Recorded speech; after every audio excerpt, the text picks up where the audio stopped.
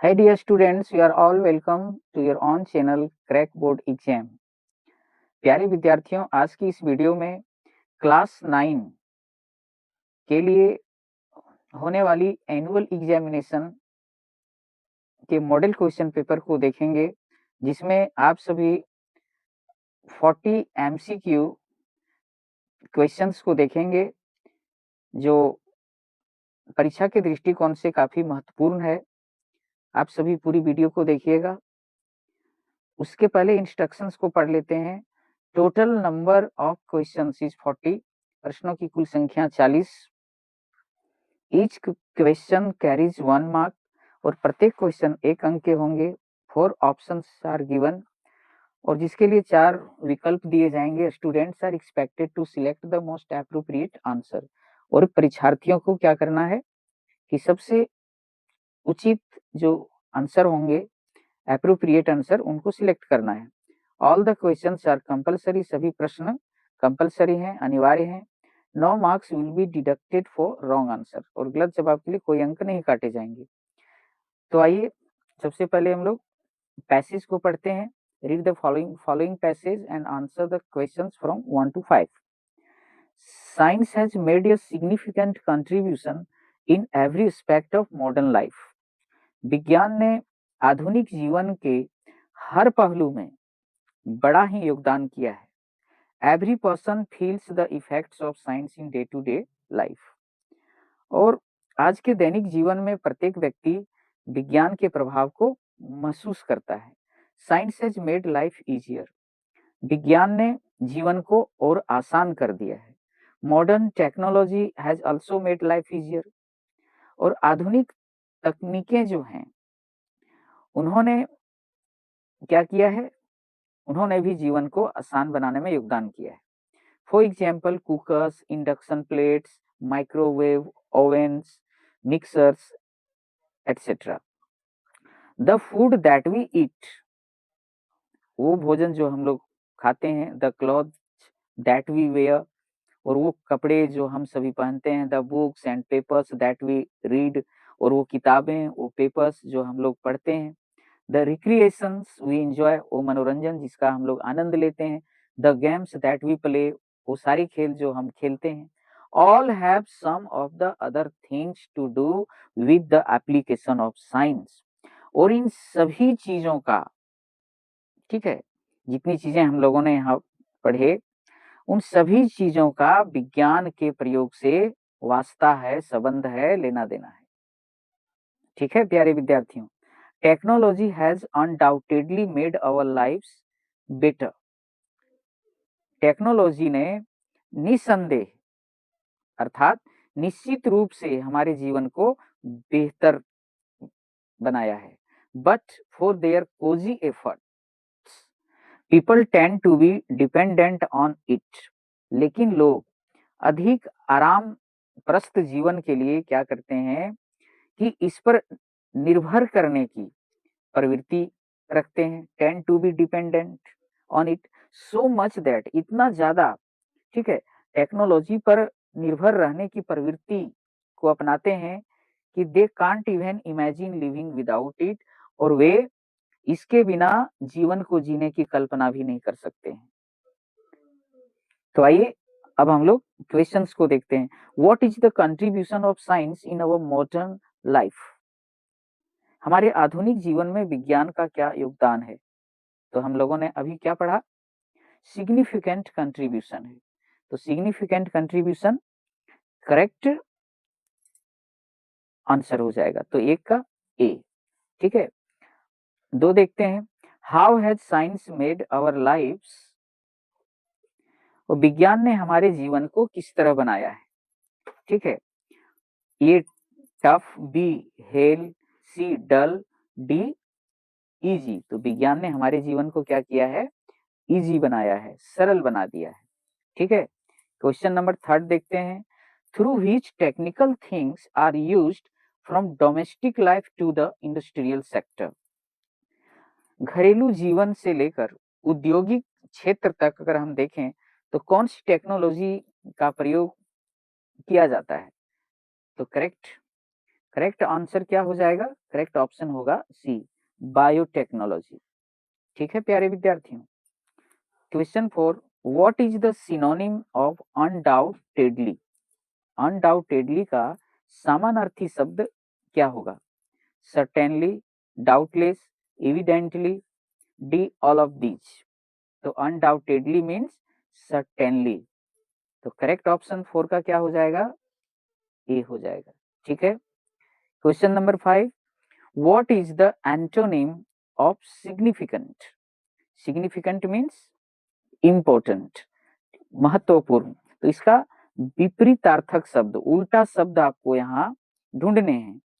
Option A insignificant, significant का antonym insignificant, B unimportant या महत्वपूर्ण, C both A and B, D important. तो dear student, आप सबों को हड़बड़ी नहीं करनी है, क्वेश्चंस को ठीक से समझ लेना है। ऑप्शन सारे पढ़ने के बाद आपको एप्रोप्रिएट ऑप्शन को सिलेक्ट करना है। ठीक है। तो 5 का करेक्ट हो जाएगा C, both A and B, insignificant and unimportant carry the opposite meaning. ठीक है। आइए दूसरे पैसेज को देखते हैं। Read the following passage and answer the questions from 6 to 10। Once a bee felt thirsty, एक बार की बात है कि एक मधुमक्खी को प्यास लगी। It flew to a pond to drink water, और यह उड़ करके एक तालाब में गई जल पीने के लिए। While drinking water, the bee fell into the pond, और जल पीने के समय मधुमक्खी जो है तालाब में गिर गई। यह Dove was sitting on the branch of a tree, और एक डव, डव मीन्स प्यारे विद्यार्थियों वाइल्ड पिजन, जंगली कबूतर। ठीक है। तो एक डव क्या कर रहा था वहां? या Dove was sitting on the branch of a tree, एक वृक्ष की डाली पर एक जंगली कबूतर बैठा हुआ था। It saw all and decided to save the bee's life, और इसने सब कुछ देखा। ठीक है। मधुमक्खी का तालाब में गिरना। ठीक है। और उन्होंने क्या निर्णय लिया? मधुमक्खी के जीवन को बचाने का निर्णय लिया। The dove threw a leaf, और डव ने क्या किया? एक पत्ती को गिरा दिया। The bee climbed over the leaf, dried its wings and flew away, और मधुमक्खी उस गिरी हुई पत्ती पर क्या किया कि उस पर वो चढ़ गई। ड्राइड इट्स विंग्स, और अपने पंखों को सुखाया। एंड फ्लू अवे, और वो उड़कर चली गई। After a few days a hunter came to the forest, और कुछ दिनों के बाद एक शिकारी जंगल में आया। He aimed at the dove, और उन्होंने उस जंगली कबूतर पर निशाना साधा। Luckily the bee saw the hunter, और क्या था कि डव की किस्मत अच्छी थी, लकली, और सौभाग्य से उन्होंने sorry he aimed at the dove, और शिकारी ने डव पर निशाना साधा। Luckily the bee saw the hunter, और सौभाग्य से मधुमक्खी ने शिकारी को देख लिया। It flew to the hunter, और यह उड़ करके शिकारी के पास गई। And stung him hard on the hand, और इसने शिकारी के हाथ में जो है डंक मार दिया। ठीक है। Stung him hard. The Hunter missed his aim, और शिकारी का निशाना चूक गया। The Dove heard the gun shot, और जंगली कबूतर को वो गन शॉट यानी गोली की आवाज जो है उसे सुनाई पड़ी। एंड फ्लू अवे, और वो उड़कर चला गया। The dove thanked the bee for this timely help, और डव ने मधुमक्खी को समय पर मदद के लिए जो है धन्यवाद दिया। ठीक है। अब आप सभी पैसेज को अच्छी तरह समझ चुके हैं, और आपकी होने वाली जो परीक्षा है, ठीक है, सत्र 2025-26 में, और उस परीक्षा के दृष्टिकोण से ये सारे प्रश्न अति महत्वपूर्ण है। ठीक है। तो क्वेश्चन नंबर 6 देखते हैं। Where did the bee fly to drink water? मधुमक्खी उड़कर पानी पीने के लिए, जल ग्रहण करने के लिए कहाँ गई? तो क्या हो जाएगा, करेक्ट ऑप्शन क्या हो जाएगा, 6 का बी हो जाएगा, यह पॉन्ड। ठीक है प्यारे विद्यार्थियों, क्वेश्चन 7 देखते हैं, what happen to the bee while drinking water. ठीक है, बी के साथ क्या हुआ जब वो पानी पी रही थी, it fell from the tree, it fail into the pond. क्या हुआ था उनके साथ, वो तालाब में गिर गई थी, तो करेक्ट ऑप्शन क्या हो जाएगा, बी हो जाएगा, it fail into the pond. ठीक है, क्वेश्चन नंबर 8 देखते हैं, who saved the bee's life. मधुमक्खी के जीवन की रक्षा किसने की, तो यह डव ने की। ठीक है, तो करेक्ट ऑप्शन क्या हो जाएगा, 8 का ए हो जाएगा। ठीक है, question number 9, what did the bee do to save the dove's life. मधुमक्खी ने डव के जीवन को बचाने के लिए क्या किया, इट किल्ड द हंटर, इसने हंटर की जान ले ली, इट डिड नथिंग, इसने कुछ नहीं किया, इट शाउटेड हार्ड, ये जोर से चिल्लाई, it stung the Hunter on the hand. हम लोगों ने पैसेज में पढ़ा कि इन्होंने कस करके शिकारी के हाथों में डंक मार दिया। तो करेक्ट ऑप्शन क्या हो जाएगा, एप्रोप्रिएट ऑप्शन क्या हो जाएगा, 9 का डी हो जाएगा। ओके, क्वेश्चन नंबर 10 देखते हैं, what is the moral of the story. कहानी का मोरल क्या है, ठीक है, मैसेज क्या है, नैतिक शिक्षा क्या है। ठीक है, कहानी क्या बताती है, तो आइए हम लोग देखते हैं option, do good have good, अच्छा करो अच्छा पाओ। ठीक है, कर भला तो हो भला। ठीक है, तो 10 का करेक्ट ऑप्शन क्या हो जाएगा, ए हो जाएगा। ठीक है, आइए हम लोग अब देखते हैं, एज्यूम योरसेल्फ एज सुनीता और सुरेश। खुद को सुनीता या सुरेश आपको मान लेना है। ठीक, write an application to the head master of your school asking him to make books available in the school library. Complete the formal letter by choosing a suitable given option from 11 to 15। ठीक है, इसमें आपको सुनीता या सुरेश मान लेना है। ठीक है, और एक एप्लीकेशन को लिखना है। ठीक है, इनको लिखना है, अपने स्कूल के हेडमास्टर को लिखना है, उनसे आग्रह करते हुए कि किताबों को अवेलेबल कर दें स्कूल की लाइब्रेरी में। ठीक है, तो इसे क्या करना है, ये फॉर्मेट दिया गया है और आपको पूरा कर देना है, फिल इन द ब्लैंक्स को करके। ठीक है, complete the formal letter by choosing suitable given option. ठीक है, तो 2, आइए 11 के ऑप्शन को देखते हैं, तो हेडमास्टर को लिखना है, तो headmaster, the headmaster, be the headmaster, correct option क्या हो जाएगा, see the headmaster, D the headmaster. देखिए चारों में हेडमास्टर लिखा हुआ है, लेकिन चारों 4 तरह से है। ठीक है, आपको ध्यान देने हैं, करेक्ट ऑप्शन जो होगा वो ए होगा। ठीक है, बी क्यों नहीं होगा, क्यों बी में द की शुरुआत जो है वो स्मॉल टी से हुई है। तो आप सभी जानते हैं कि स्टार्ट जब हम करते हैं लिखना, तो कोई भी वर्ड का फर्स्ट लेटर कैपिटल होता है। ठीक है, और दूसरी बात बी को देख लें, द हेडमास्टर यहाँ भी है, लेकिन द हेडमास्टर के बाद क्या है, कामा लगा हुआ है। ठीक है, तो एक नियम है प्यारे विद्यार्थियों कि अगर शुरू में, अगर सैल्यूटेशन में अगर आप कामा लगाते हैं, ठीक है, तो जब आप नीचे पत्र को बंद करते हैं तो वहां भी कामा लगाया जाता है। ठीक है, तो आइए आगे हम लोग देखते हैं 12 में क्या है, टू द हेडमास्टर GVHS सिली, sir we have a library period of 45 minutes every Saturday. वहां से हम लोगों को प्रत्येक रविवार को 45 मिनट तक का जो है वो लाइब्रेरी की घंटी होती है। We can not make dash. ठीक है, अब यहाँ पर क्या भरना है, आइए देखते हैं, वी कैन नॉट मैक 12 का करेक्ट ऑप्शन क्या हो जाएगा, बी हो जाएगा। ठीक है, we can not make the best use of this period, और हम लोग इस घंटी का, इस पीरियड का पूरा पूरा लाभ नहीं ले पाते हैं। ठीक है, कारण क्या है, कारण देखते हैं, कारण क्या है, we can not make the best use of this period. ठीक है, हम लोग इस पीरियड का पूरा पूरा लाभ नहीं ले पाते हैं। It is because many books are not available in the, ठीक है, इसलिए कि कई किताबें उपलब्ध नहीं है in the.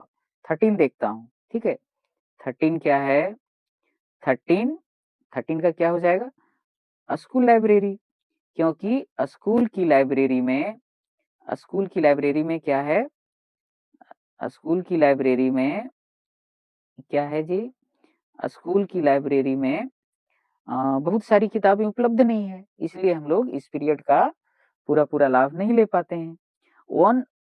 On behalf of my class, I request you to add some more books to the library।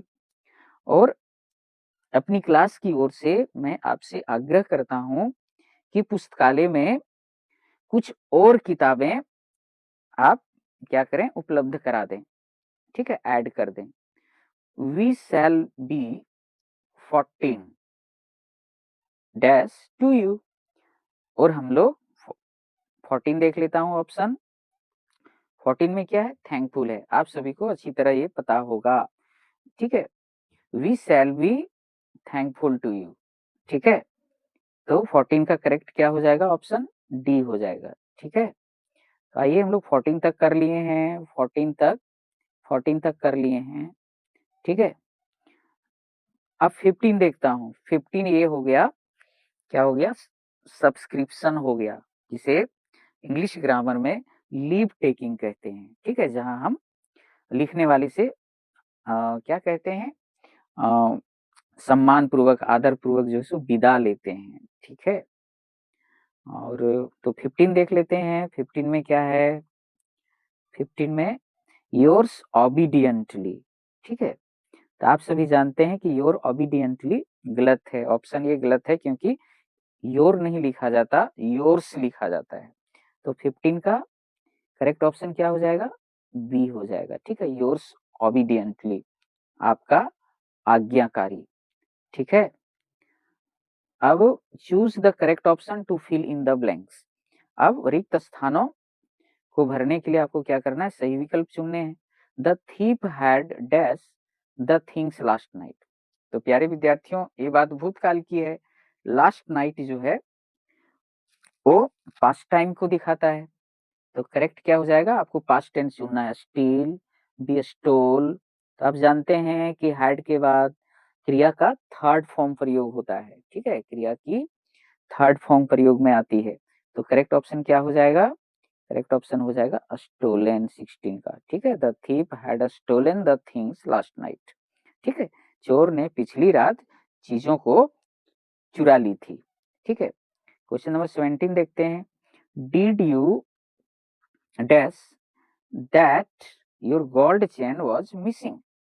Did you कौन सा टेंस है, ये है सिंपल पास्ट टेंस, और आप सबों को पता है कि सिंपल पास्ट टेंस में डिड के बाद क्या होता है, फर्स्ट फॉर्म, क्रिया का फर्स्ट फॉर्म प्रयोग में आता है। तो notice, noticed, noticing, none of this, तो करेक्ट ऑप्शन क्या हो जाएगा, ये हो जाएगा, ठीक है। Did you notice that your gold chain was missing. अरे क्या तुमने ध्यान दिया कि तुम्हारी जो सोने की चेन है वो मिसिंग थी, ठीक है, गायब थी। 18 देखते हैं, ठीक है। He will soon, he will recover soon, वो जल्द ही ठीक हो जाएंगे, ठीक है। तो करेक्ट ऑप्शन क्या हो जाएगा, सी हो जाएगा, ठीक है। Recover means get well again, ठीक है, फिर से ठीक होना, ठीक है, बीमारी आदि से। 19 who dash Rohit yesterday, who had seen, क्योंकि यहाँ देख रहे हैं आप कि एस्टरडे जो है वो पास्ट टाइम को इंडिकेट करता है, इसलिए ऑप्शन डी करेक्ट ऑप्शन होगा, ठीक है। Who had seen Rohit yesterday, Rohit को कल किसने देखा था, ठीक है। नेक्स्ट देखते हैं 20 come in and sit down, imperative sentence है, और इम्परेटिव सेंटेंस में क्रिया का फर्स्ट फॉर्म प्रयोग में आता है, इसलिए करेक्ट ऑप्शन क्या हो जाएगा, 20 का ए हो जाएगा, ठीक है। अंदर आइए और बैठिए। ठीक है। 21 विच of the following sentence is in simple past form. निम्नलिखित में से कौन सा वाक्य सिंपल पास्ट फॉर्म में है? तो सिंपल पास्ट फॉर्म में क्रिया किस रूप में आती है? सेकेंड फॉर्म में आती है। तो आपको देखना है क्रिया कौन सा करेक्ट ऑप्शन हो जाएगा? सीमा हर्ड या नेस्टी साउंड। ठीक है, ठीक है। सीमा ने एक नेस्टी साउंड सुनी। नेस्टी साउंड मीन्स भद्दी आवाज। ठीक है। तो 21 का करेक्ट क्या हो जाएगा? डी हो जाएगा। ठीक है। 22 देखते हैं। Fill in the blanks with suitable non finite options. ठीक है। तो वी ईट टू लिव। हम लोग क्या करते हैं? जीने के लिए भोजन करते हैं। ठीक है। जीवित रहने के लिए भोजन करते हैं। तो 22 का करेक्ट ऑप्शन क्या हो जाएगा? डी हो जाएगा। ठीक है। 23 fill in the blanks with suitable modal verb. ठीक है। प्यारे विद्यार्थियों, आप सभी जानते हैं कि यह जो सेंटेंस है वो ऑप्टेटिव सेंटेंस है। और इसमें ऑप्टेटिव सेंटेंस में क्या होता है कि विश की जाती है, कामना की जाती है। ठीक है। किसी को ब्लेसिंग्स, किसी को आशीर्वाद दिया जाता है, किसी के लिए शुभ कामना की जाती है। तो इस प्रकार के वाक्य जो हैं वो मैं से आरंभ होते हैं। इसलिए 23 का करेक्ट ऑप्शन क्या हो जाएगा? मैं हो जाएगा। मैं गॉड ब्लेस यू। आप सबों ने ये वाक्य सुना ही होगा। ठीक है। 24 which of the following sentence is in simple present form. Simple present form में कौन सा है? ठीक है। I am a teenager. ठीक है। I am a teenager. मैं टीनेजर हूं, मैं एक किशोर हूं। ठीक है। किशोर वर्ग में हूं। यानी जो भी बच्चे 13 to 90 13 13 to 19 years of age में होते हैं वो टीनेजर कहलाते हैं। ठीक है। आइए 25 देखते हैं। Choose the suitable preposition to fill in the blank. The soldiers are at war. ठीक है। तो 25 का करेक्ट ऑप्शन क्या हो जाएगा? एट होगा। वॉर के पहले एट का प्रयोग होता है। ठीक है। तो सैनिक क्या है? The soldiers are at war means सैनिकों के बीच जो है सो युद्ध छिड़ा हुआ है, लड़ाई हो रही है। ठीक है। आइए आगे देखते हैं। Choose the correct option for the given questions from 26 to 40।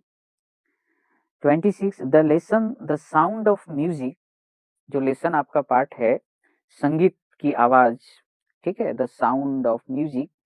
Evelyn Glennie is या। ठीक है। इवलिन ग्लेनी है क्या है जी? इवलिन ग्लेनी एक परकशनिस्ट है। ठीक है। एक वादक है। ठीक है। म्यूजिकल इंस्ट्रूमेंट को बजाने वाली है। ठीक है। तो परकशनिस्ट है। ठीक है। तो 26 का करेक्ट ऑप्शन ए हो जाएगा। 27 who got the old book from the attic. ठीक है। और एटिक से पुरानी किताब किनको मिली थी? तो आप सभी story the fun they had अच्छी तरह पढ़े हो तो आप सबों को पता होगा कि टॉमी को ओल्ड बुक मिली थी। ठीक है। तो करेक्ट ऑप्शन 27 का डी होगा। 28 देखते हैं। हु इज द ऑथर और writer of the lesson the fun they had. The fun they had के लेखक कौन है? द फन दे हैड के लेखक हैं इसैक असीमोव। ठीक है। तो करेक्ट ऑप्शन क्या हो जाएगा? 28 का सी। 29 देखते हैं। What does the word santosh mean? Dear students, आप सभी जानते हैं संतोष हिंदी भाषा का शब्द है। ठीक है। और अंग्रेजी में इनका अर्थ होता है कंटेंटमेंट। ठीक है। सेटिस्फैक्शन। तो कंटेंटमेंट यहाँ दिया हुआ है। तो 29 का करेक्ट ऑप्शन क्या हो जाएगा? सी हो जाएगा। ठीक है। 30 how did Santosh feel after reaching the top of the world. ठीक है। दुनिया की चोटी पर पहुंचने के बाद संतोष को किस प्रकार महसूस हुआ। ठीक है, तो प्यारे विद्यार्थियों 30 का करेक्ट ऑप्शन क्या हो जाएगा? It was a spiritual and proud moment, यह एक आध्यात्मिक और गौरवान्वित करने वाला क्षण था जब वो माउंट एवरेस्ट पर चढ़ी संतोष यादव, जो the top of the world माना जाता है, दुनिया की चोटी। ठीक है, तो उन्हें कैसा महसूस हुआ? एक आध्यात्मिक और एक गौरवान्वित करने वाला क्षण की तरह महसूस उन्होंने किया। ठीक है, तो करेक्ट ऑप्शन क्या हो जाएगा? 30 का ए हो जाएगा। ठीक है, 31 who thought of improving the sound of the pungi. ठीक है, द साउंड ऑफ म्यूजिक से पुंगी की आवाज को सुधारने के बारे में किसने सोचा? तो यह barber of a family of professional musicians. ठीक है, तो करेक्ट ऑप्शन क्या हो जाएगा? 31 का सी। 32 which of the given poem is written by Subramanya Bharti. Subramanya Bharti के द्वारा कौन सी कविता लिखी गई है? तो अगर आप पढ़े होंगे तो आपको अच्छी तरह पता होगा और ये काफी इंपॉर्टेंट है आपकी होने वाली परीक्षा के लिए। ठीक है, तो करेक्ट ऑप्शन हो जाएगा विंड, हवा। ठीक है,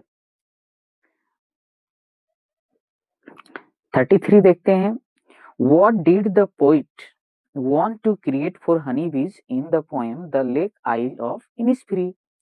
ठीक है, इनिसफ्री में जो लेक आइल है वहां पर जो है सो कवि हनी बी के लिए क्या बनाना चाहते थे? ठीक है, तो छत्ता बनाना चाहते थे, हाइव्स बनाना चाहते थे, वो मधुमक्खियों को पालना चाहते थे। ठीक है, तो 33 का करेक्ट ऑप्शन क्या हो जाएगा? हाइव्स हो जाएगा। आइए आगे देखता हूं। 34 Robert Frost poem is. Robert Frost की कविता है, कौन सी है? करेक्ट ऑप्शन होगा द रोड नॉट टेकन। ठीक है, 34 का बी। ठीक है, 35 the legend of Northland is written by Phoebe Cary. तो करेक्ट ऑप्शन क्या हो जाएगा? 35 का सी। ठीक है, 36 where did the swallow die, the happy prince lesson. आप सभी अच्छी तरह पढ़े होंगे। ठीक है, तो स्वालो जो बर्ड है वो कहाँ गिर कर मरा? ठीक है, at the feet of the statue. ठीक है, दो हैप्पी प्रिंस की स्टैच्यू थी, मूर्ति थी, उसके नीचे उसके पांव के समीप वो गिर करके उन्होंने अपनी जान त्याग दी। ठीक है, तो 36 का करेक्ट ऑप्शन क्या हो जाएगा? सी हो जाएगा। ठीक है, 37 what serves as a third hand to a monkey. Monkey के लिए तीसरे हाथ के रूप में कौन कार्य करता है? Who serves as a third hand. ठीक है, ये कहां से लिया गया है? टोटो से। ठीक है, ये तो आप सभी को पता होगा कि उनकी जो पूंछ थी वो थर्ड हैंड के रूप में काम करती थी। तो 37 का करेक्ट ऑप्शन क्या हो जाएगा? बी हो जाएगा। ठीक है, 38 व्हाट डिड द पेरेंट से when the child legged behind. जब बच्चा पिछड़ जाता था, पीछे पड़ जाता था मेला जाने के समय, तो माता पिता क्या कहते थे? कम चाइल्ड कम, आओ बच्चे आओ। तो करेक्ट ऑप्शन क्या हो जाएगा? 38 का ए। ठीक है, 39 who broke into the merchants house. ठीक है, व्यापारी के घर में कौन घुसा था? Who broke into the merchants house. तो आप सभी को पता है। ठीक है, यह थीप। करेक्ट ऑप्शन क्या होगा? 39 का डी हो जाएगा। ठीक है, क्वेश्चन नंबर 40 देखते हैं, जो अंतिम प्रश्न है। Where did the tusker escape in the story Iswaran the story teller. Iswaran the story teller जो कहानी है उसमें टस्कर, टस्कर कौन है? हाथी है, एलिफेंट है, वो कहां से भागा था? ठीक है, तो आप सभी जानते हैं कि वो टीमर यार्ड यानी लकड़ी रखने के जो स्थान थे जंगल में जहां बहुत सारी लकड़ियां इकट्ठे करके रखी जाती थी, टीमर यार्ड। ठीक है, वहां से टस्कर भागा था। ठीक है, तो करेक्ट ऑप्शन क्या हो जाएगा? सी हो जाएगा। ठीक है, तो ठीक है प्यारे विद्यार्थियों, आज की वीडियो में बस इतना ही। और इस पेपर से संबंधित यानी इंग्लिश सब्जेक्ट से रिलेटेड बहुत सारे एमसीक्यूज जो हैं प्रश्न को लेकर मैं आऊँगा और आशा है आप सबों को वीडियो अच्छी लगी होगी। और अगर वीडियो अच्छी लग रही है तो आप सभी हमारे चैनल को लाइक, सब्सक्राइब अवश्य करें। बहुत-बहुत धन्यवाद।